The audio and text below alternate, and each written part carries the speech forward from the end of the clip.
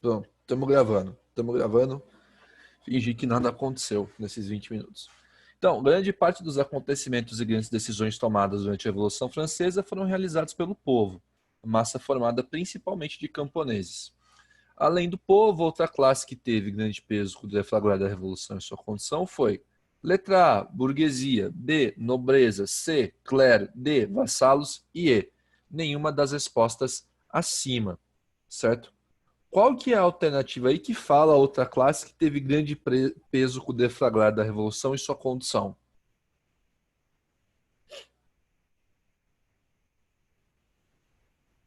E aí? A, B, C, D ou E? Yasmin já mandou A. Wesley mandou um A também. Luca mandou um A. Melissa mandou um A. Gabriel mandou um A. Eu acho que há um grande acordo entre todos que é A. E, de fato, a outra classe que teve grande peso com o deflagrar da Revolução e sua condição foi a A. É até por isso que a gente como é que eu vou colocar? Deixa eu pensar. Que, apesar do entendimento de que a Revolução Francesa foi uma revolução do povo, realizada pelas diversas classes sociais que faziam parte do terceiro estado, o caráter popular dela, o caráter popular de fato da revolução, se perdeu rapidamente, pois a burguesia se apossou do comando da Revolução. Isso fica com o grupo dos girondinos. Isso fica evidente com a fase do diretório, onde a maior parte das conquistas que eram voltadas às camadas mais populares são canceladas, sobretudo a reforma agrária. Por que a questão da reforma agrária ela é interessante, ela é simbólica disso? Porque na França havia, obviamente, uma grande concentração fundiária nas mãos da nobreza. Como assim uma concentração fundiária? Boa parte das terras cultiváveis, férteis da França ficava nas mãos da nobreza. E com o período mais popular da Revolução, se propunha uma reforma agrária que redistribuiria, né? Não distribuiria, redistribuiria, porque elas já estavam distribuídas, as terras à população rural, buscando realizar isso de maneira igualitária. Só que isso não atende aos interesses da burguesia. Então, como essa divisão igualitária não atenderia aos interesses girondinos, essa proposta foi sufocada durante o diretório. A gente não disse que foi uma burguesia.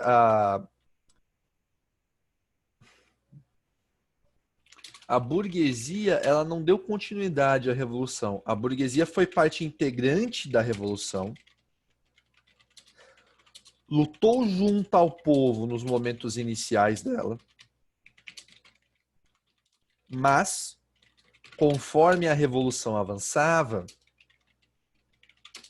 as diferenças nos interesses entre a burguesia e as camadas populares se tornavam cada vez mais evidentes e impossíveis de conciliar, com a burguesia se apossando da revolução.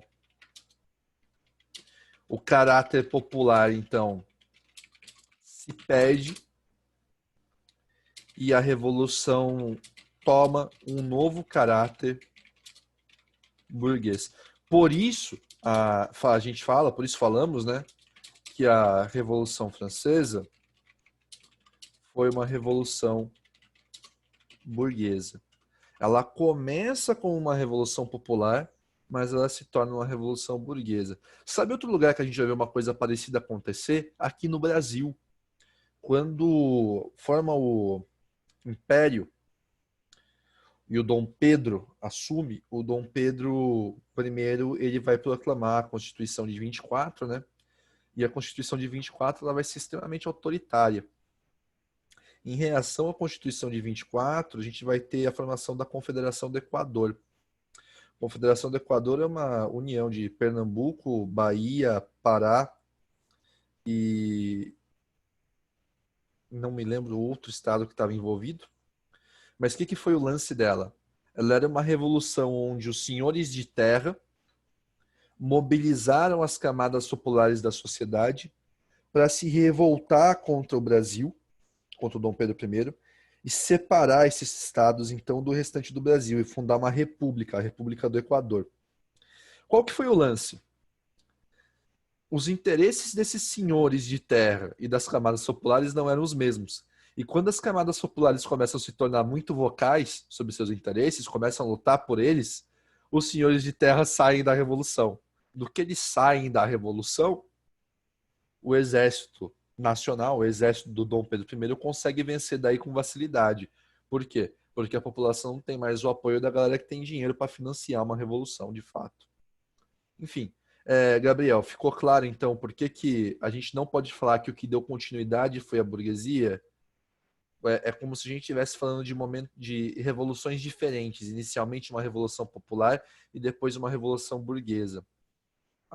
Essa posse da burguesia foi a continuidade da Revolução Francesa, mas foi a ruptura com tudo aquilo pelo qual ela vinha lutando, certo?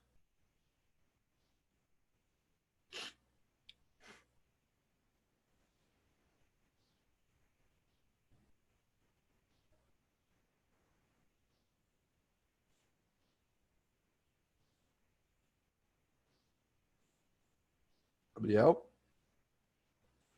Snake? Snake? Não? Beleza. Pessoal, ficou claro que é A, então? Estava claro, mas a explicação deu um help aí.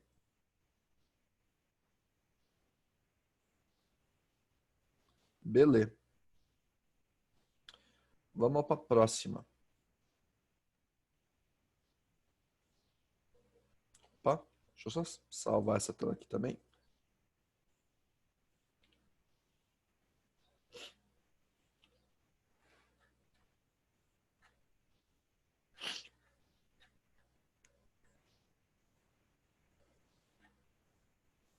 Então, vamos ver a próxima aqui.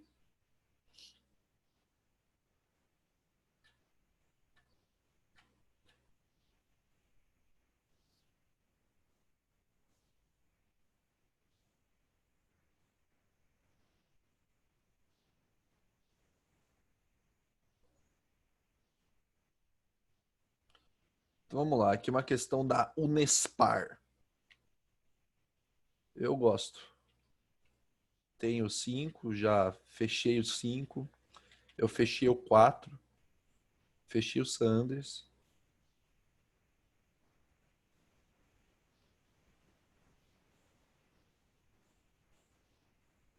Mas eu desinstalei já porque é muito espaço no HD. Eu achei que o 4 tem a melhor história. Eu acho que o 4 ele pega muito mais a veia realista do Nico Bellic vindo para a América em busca de oportunidade, vindo de um leste europeu e encontrando uma situação onde ele é marginalizado socialmente. Tem comentário social no GTA 4, isso que eu gosto. Para mim, em questão de história, é o melhor GTA. O 5 é o mais gostoso de jogar, mas o 4 eu acho que ele tem. Foi a Rockstar fazendo algo diferente. Querendo deixar a história mais pesada, eu acho. Bom, vamos lá então. Ó. Próximo exercício. A Revolução Francesa, impulsionada pelas ideias iluministas, é considerada uma das mais importantes movimentos revolucionários do mundo ocidental. É correto afirmar sobre a Revolução Francesa que a Declaração dos Direitos do Homem e Cidadão foi o resultado de um acordo entre os filósofos iluministas e do antigo regime. preconizando a manutenção da autoridade da nobreza sobre as terras da França e dos burgueses sobre as cidades. B. O lema Liberté, Égalité e Fraternité representou no contexto da época interesses diversos, como igualdade social com o fim da sociedade de classes. Letra C. Defendia as instituições democráticas para a renovação e restabelecimento da monarquia. Letra D. A democracia conseguiu chegar à sua plenitude máxima, universalizando todos os direitos sociais. E letra E. A crise financeira provocada pelas guerras externas, pelos gastos excessivos internos, pela crise no abastecimento de gêneros alimentícios, foram fatores que propiciaram a eclosão da Revolução.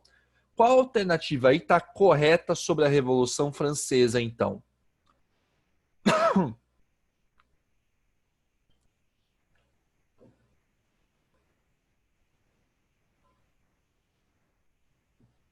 Uma letra B, duas letras B, três letras B,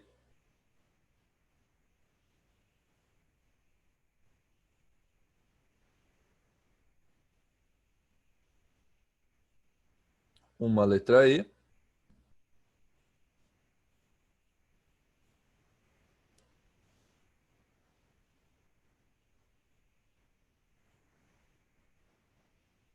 o legal dessa luz azul é que ela deixa umas coisas que são mais fluorescentes no quarto super destacadas, né? Você vai ver esse copo aqui, ele fica quase brilhante de verde. Vamos lá, então. Ó. Pessoal, quem marcou B tem um problema na B que ele não é tão perceptível se você não entende muito bem o que ele está dizendo. Ele fala em fim de sociedade de classe, ok? E o que acaba com a Revolução Francesa não é uma sociedade de classe. Na verdade, a Revolução Francesa está impondo uma sociedade de classe. O que a Revolução Francesa vai enfrentar... Deixa eu colocar aqui, então, peraí, só eu colocando aqui. O que a Revolução Francesa finda, ou seja, dá fim, é a sociedade estamental, onde as posições eram definidas por nascimento e não poderiam ser jamais alteradas. Essa sociedade estamental, então, era a sociedade nobreza, clero, servos. A sociedade de classes tem a ver com a posição e papel que o indivíduo ocupa na sociedade a partir de suas funções. A Revolução Francesa, que no fim é uma revolução burguesa, impõe uma sociedade de classes dividida entre diversas classes de interesses divergentes. E esse conflito que é evidente na relação burguesia-proletariado. Ok? Então, a sociedade de classes ela é resultado da Revolução Francesa. O que a Revolução Francesa dá fim é a sociedade estamental, certo? A letra E é a correta. A crise ela foi provocada pelas guerras externas, gastos excessivos internos e crise no abastecimento de gêneros alimentícios. Tem um filme que vai trabalhar um pouco isso, né? Que ele chegou a ganhar um Oscar de melhor figurino. Os figurinos são majestosos. Que é o filme da Maria Antonieta, certo? Então, filme Maria Antonieta, certo? Tem um jogo também de computador, para quem gosta de jogo mais narrativo, que você é um juiz nos tribunais revolucionários da França durante a época do terror. Então é bem interessante pensar nisso também, mas não lembro o nome do jogo, então não vou botar aqui. Então, a Revolução Francesa é fruto de uma profunda crise econômica que vem sobretudo do envolvimento da França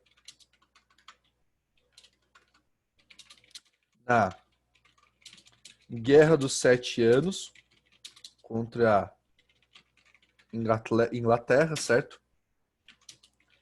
E dos gastos excessivos do absolutismo com suas cortes. Por quê? Porque enquanto a população passava fome, os nobres desfrutavam de banquetes diários no Palácio de Versailles. Isso, obrigado, Andrei. We the Revolution. Já jogou?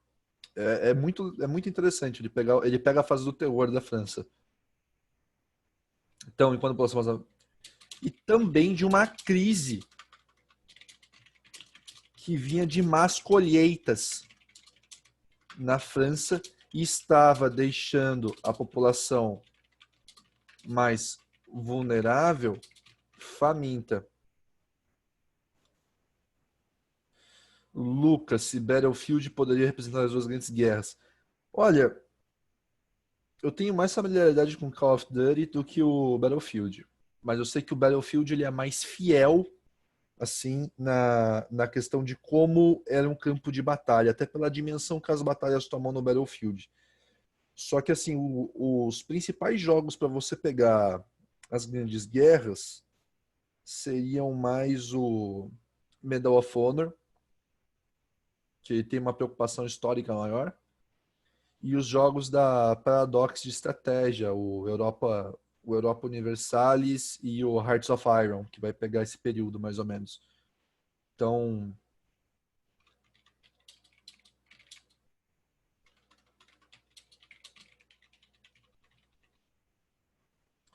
a gente fica aqui com a letra E. Beleza? Alguma dúvida aqui?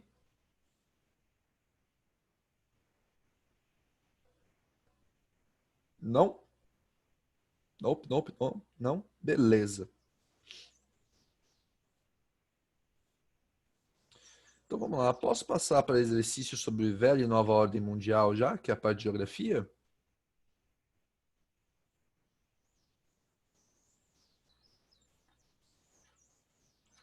Então vamos lá.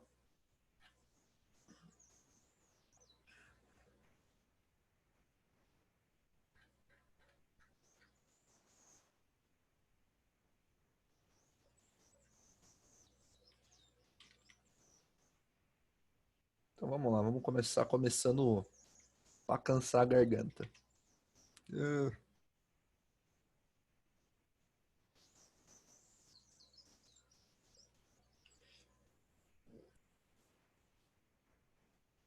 Pô, caramba, tem mais coisa aqui que ficou de fora.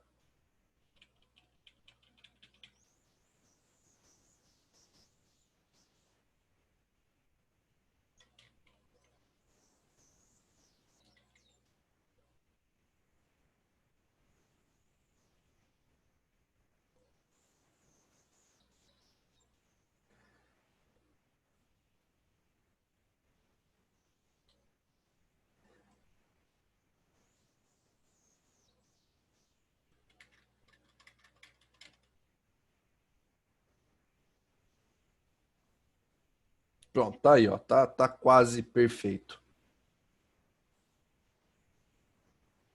O Dark Souls eu gostei, eu achei fantástico. Vamos lá então, pessoal, ó. Já entrando em exercício de nova e velha ordem mundial. Então, para responder a questão, a gente tem que ler o fragmento abaixo.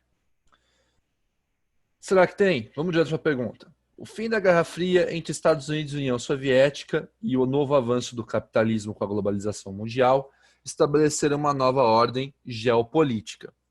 Sobre esse assunto, é correto afirmar que... Então vamos voltar lá, Andrei e Nath. Letra A. Houve a eliminação das fronteiras nacionais com a fusão de países em blocos econômicos regionais e o surgimento do domínio das tecnologias de ponta pelos novos países industrializados e subdesenvolvidos. Letra B.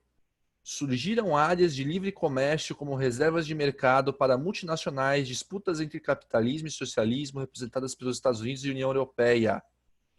Houve a divisão do mundo em primeiro mundo, países capitalistas desenvolvidos, segundo mundo, países socialistas, e terceiro mundo, países capitalistas subdesenvolvidos e de economia em transição do socialismo para capitalismo.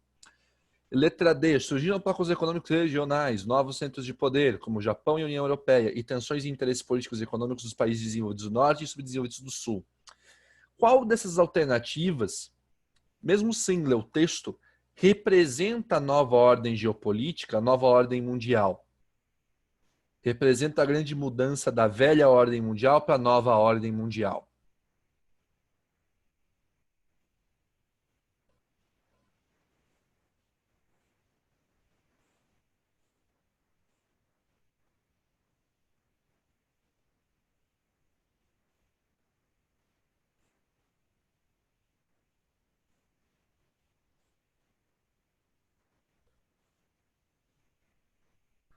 Uma na C, duas na C.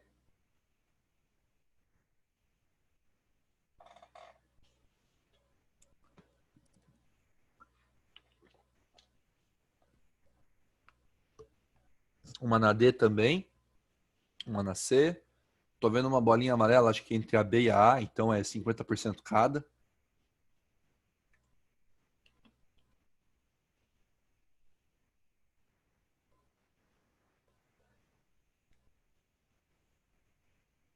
Tá.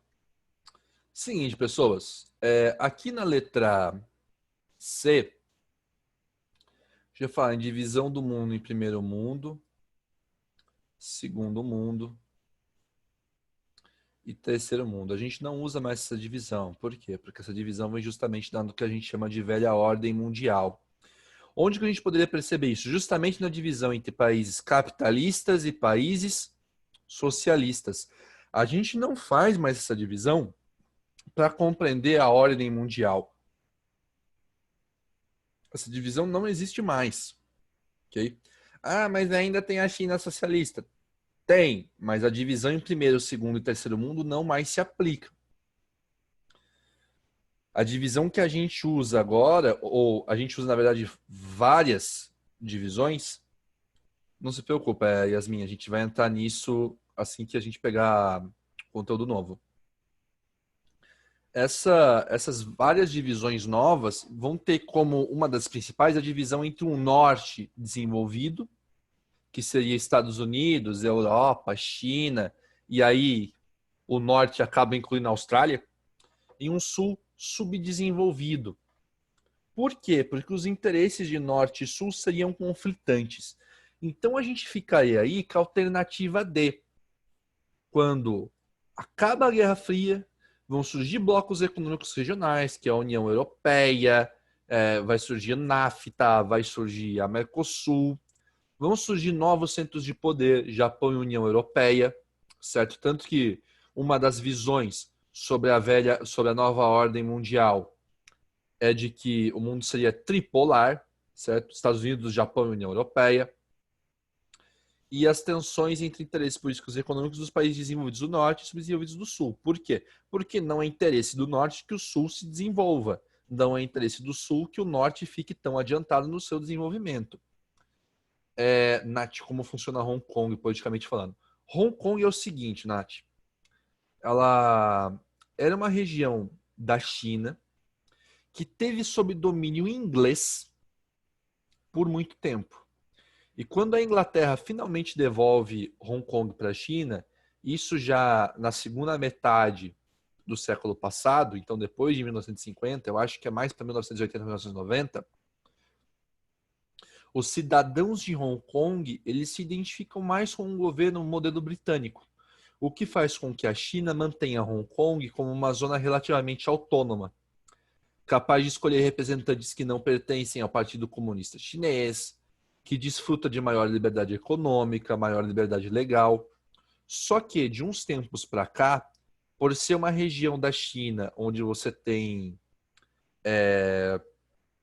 grandes empresas funcionando, grandes indústrias, muito interesse capital estrangeiro, muito desenvolvimento técnico, uma mão de obra altamente qualificada, a China está tentando retomar o poder na região de Hong Kong, tirar essa autonomia a qual Hong Kong desfrutava.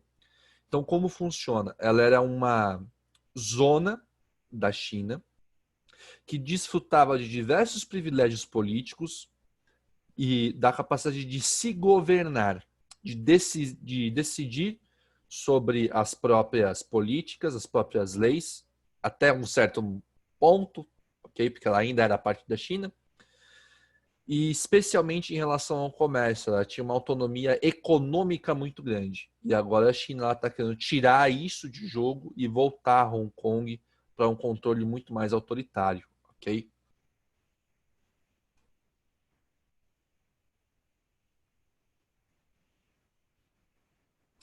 Hong Kong é uma situação, deixa eu ver aqui, quando é a devolução de Hong Kong pela Inglaterra aos chineses, quanto foi? 97 ela foi devolvida à China, certo? E daí ela vira uma região administrativa especial. Então, o que, que ela vai ter de diferente? Sistema político. Por quê? Porque ela vai ter um governo próprio. Um sistema judicial, porque o dela é independente da China. Direitos civis diferentes do restante da China, porque o passaporte de Hong Kong é diferente. Os cidadãos de Hong Kong têm mais facilidade para viajar pelo mundo do que os cidadãos da China continental. Já falou sobre isso, Melissa. A Hong Kong usa uma moeda específica, o dólar de Hong Kong. E o próprio idioma. Na China se fala o mandarim e Hong Kong se fala mais um inglês. Os cidadãos de Hong Kong não se declaram chineses. Eles nem se percebem enquanto parte da China.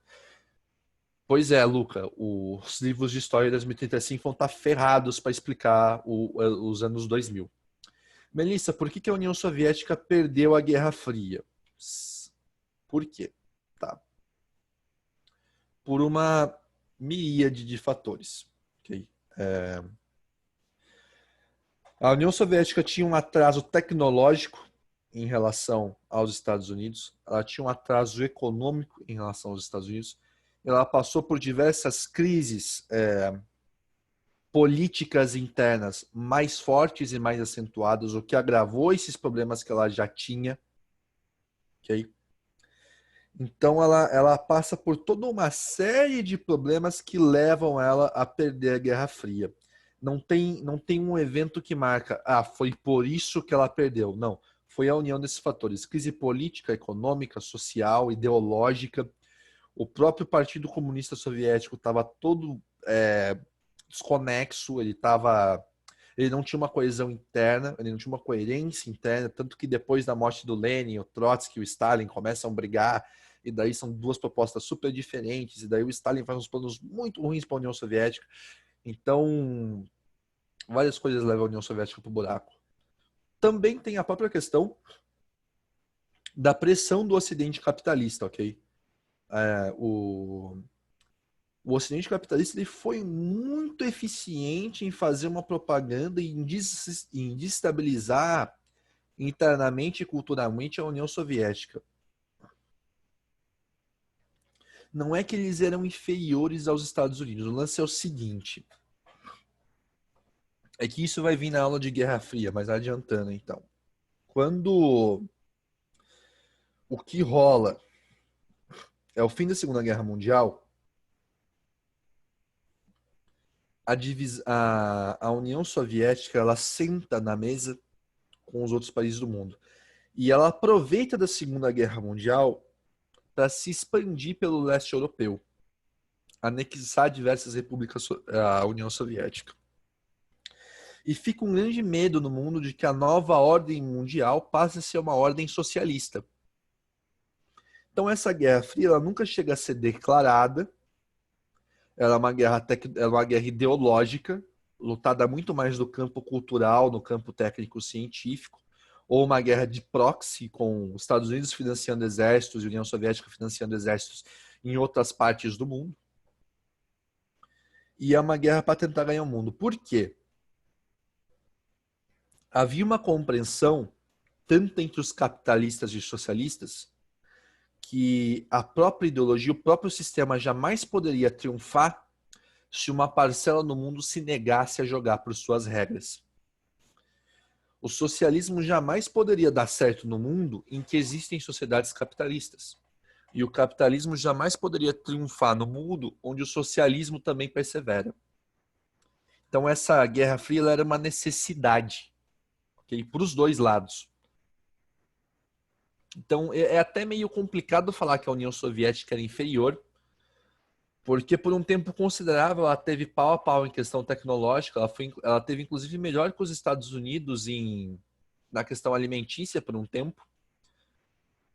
O, o cidadão médio soviético ele consumia uma quantidade maior de calorias, uma alimentação mais variada que o cidadão americano. Na própria corrida espacial, a União Soviética sai na frente. Ela lança os primeiros satélites, ela põe a primeira pessoa no espaço, e daí os Estados Unidos posam na Lua. Então, tipo... E até mesmo na questão tecnológica, uma grande coisa importante aí é que se você olhar para o próprio desenvolvimento da bomba atômica, a União Soviética desenvolve a bomba atômica 4 anos depois dos Estados Unidos. É um tempo estupidamente curto. É um país que não participou de guerra nenhuma, bem difícil. Não consigo lembrar de nenhum país que não tenha participado de nenhuma guerra. Talvez a Groenlândia? Não sei. Geórgia?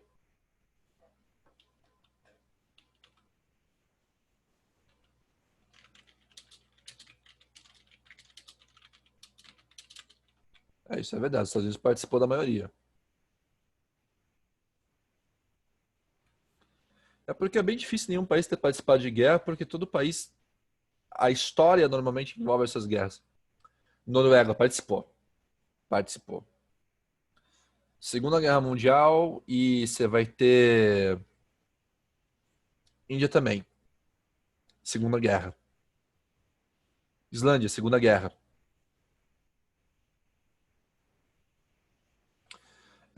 Vamos lá, então. Passar para o próximo exercício já.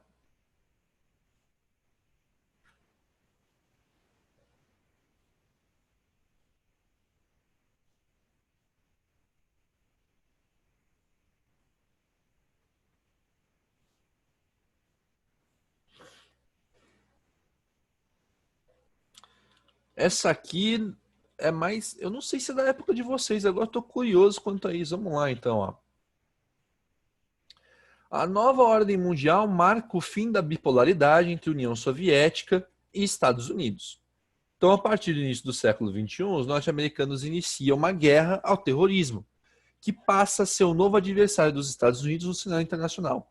Um evento que pode assinalar essa nova empreitada é a Guerra do Iraque, cujo objetivo é aniquilar o terrorista internacional Saddam Hussein, a caçada e morte de Bin Laden em 2 de maio de 2011, a Guerra das Coreias, com o objetivo de exterminar terroristas norte-coreanos, ou a guerra entre Israel e Palestina, em que os Estados Unidos buscam extinguir facções terroristas israelenses.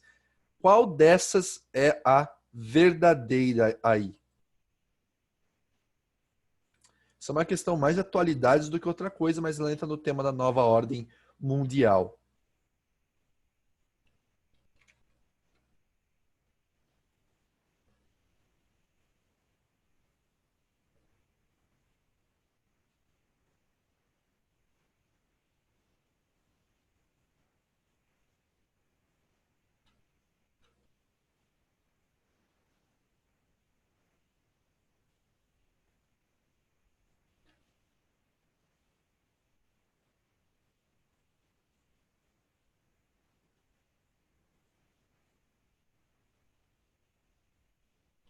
B.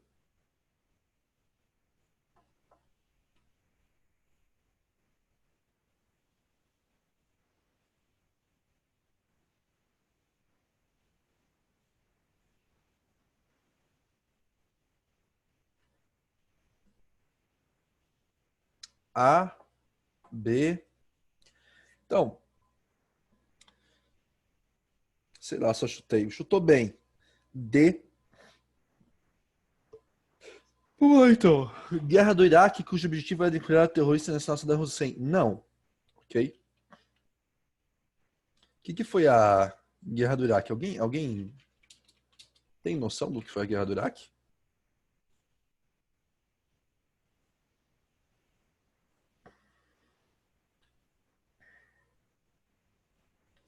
A Guerra do Iraque, ela foi pensada de maneira, ela foi justificada como uma busca, ok, por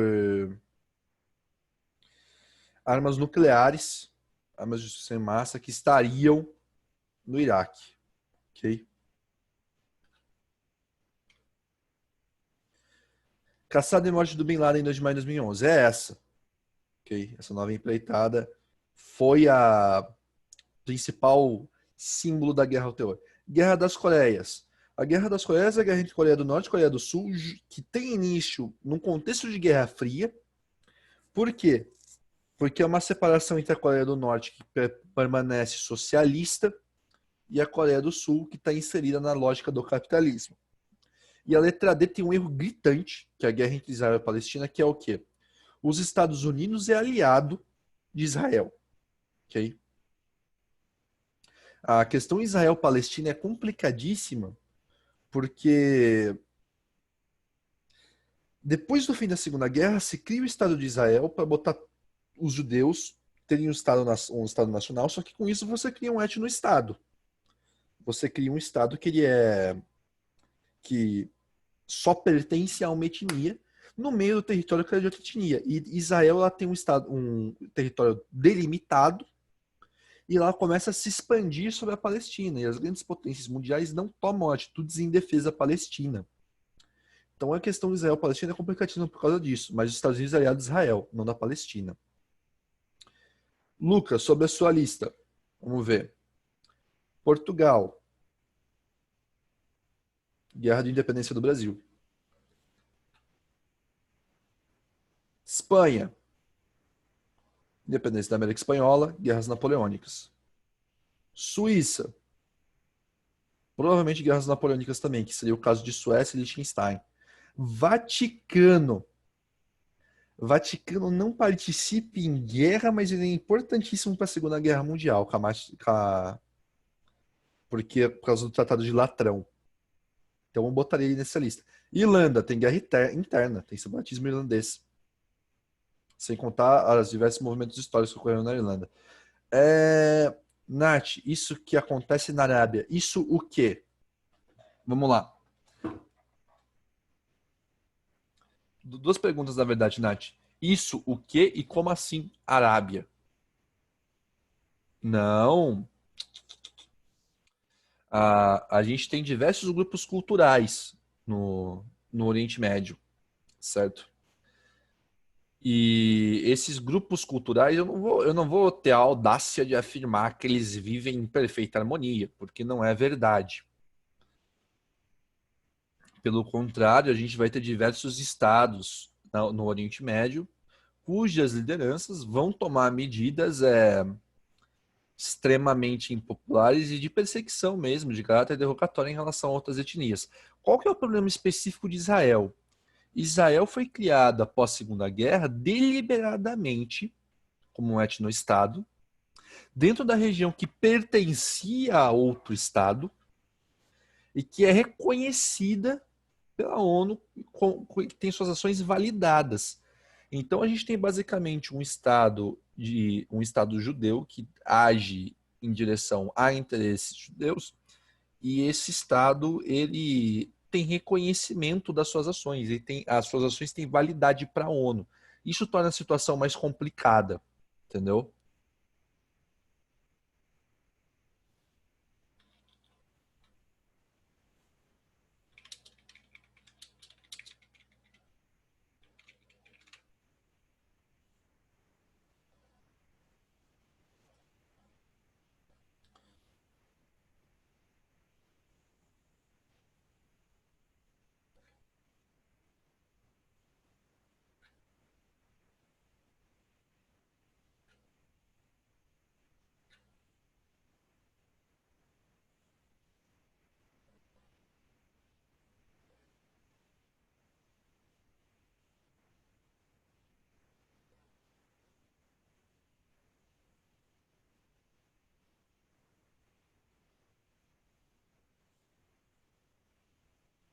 Entendi. É porque o Estado de Israel ele foi fundado sobre a ideologia do zionismo, um nacionalismo judeu, certo? Que, como um povo judeu, enquanto um grupo étnico, ele teria o direito de se estabelecer em um país que seria autogovernado. E isso é a base de qualquer etno-estado, essa noção de um destino manifesto. Então, o que você vai ter, na verdade, vai ter gente dizendo que não se aplica porque não tem a ver com nacionalidade, tal, mas a próprio Estado de Israel já se declarou como um etno-estado. Bom, vamos para o último, pode ser?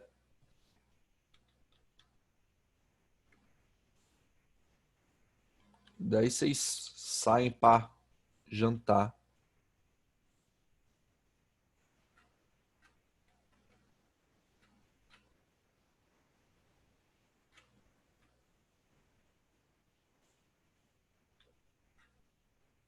Vamos ver.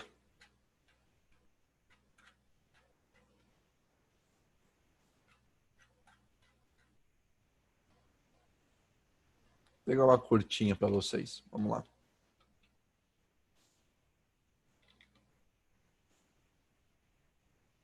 Vai ser da Denise depois. Então, ó, esse trechinho aí da musiquinha do Caetano Veloso, alguma coisa está fora da ordem, fora da nova ordem mundial. Então, em termos gerais, o que que uma ordem geopolítica mundial representa? Letra A, o contexto bélico do mundo. Letra B, relação à diplomacia internacional. Letra C, disposição de equilíbrio de forças entre países. Letra D, conceito teórico sobre a soberania ditatorial. E letra E, divisão do mundo em desenvolvidos e desenvolvidos. Pessoal, essa é uma pergunta se eu tô melhor, né? E eu tô. Eu passei mal, mas eu tô melhor já. Não foi febre, não foi gripe, não foi tosse, não foi nada. Podem ficar tranquilos com isso. Não vou passar Covid para ninguém por webcam.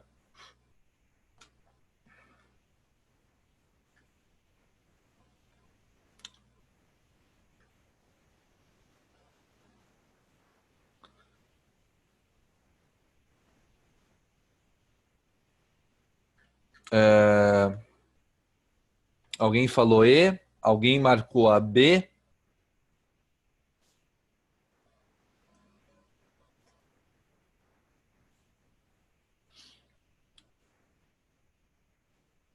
Deixa eu só já montar a chamada aqui então.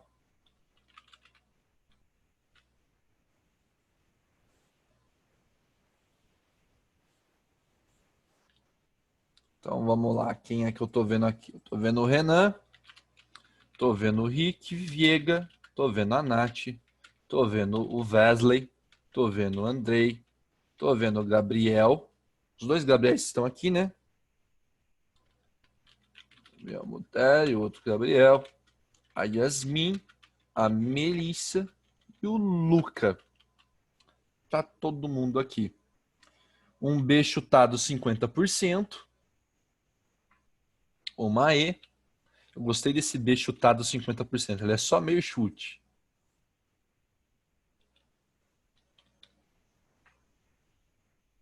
Pessoal, é o seguinte, ó. A diplomacia, por, por si só, ela não vai ditar a ordem.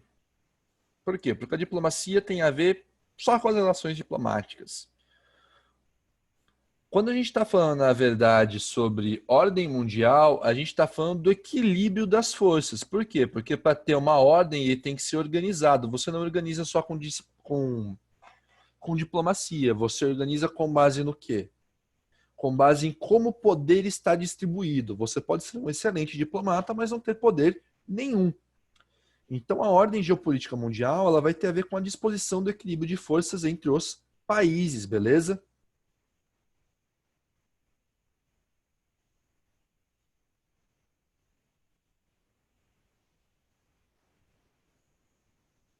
Beleza, pessoal?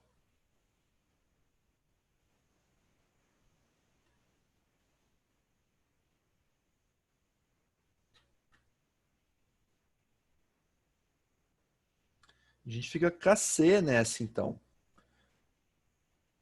A divisão do mundo entre país subdesenvolvido e desenvolvido é outro esquema, certo? Então, vamos marcar aqui a letra C, disposição do equilíbrio de força entre países. Pessoal, beleza? Ficou alguma dúvida? Não?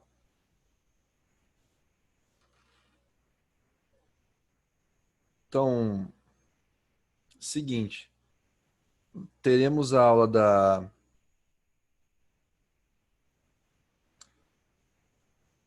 Denise, né?